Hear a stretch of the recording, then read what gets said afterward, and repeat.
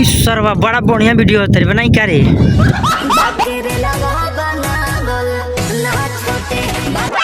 हाँ बना दिखाए गोरे ले मत साला बड़ा चिड़िया होता है। कौन है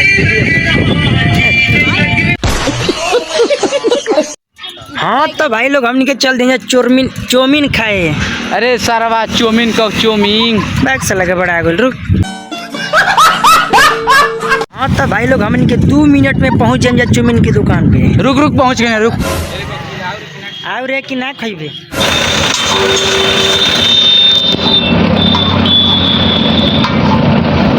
ई सरवा देखो खाए खातिर लरिया गइल बा इतना देखो।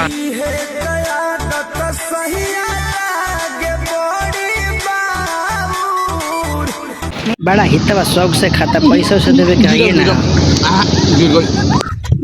ये हिस्तावा के साथे कबो नहीं फैन बोल बा ये हितावा के साथे कबो नहीं 10 रुपया चौमीन खाती रात भर कैले रहा बताव हमार माई घरे जोहत हुई कि हम बेटवा कहाँ बा है ना तो बस रहे दलो भाई लोग।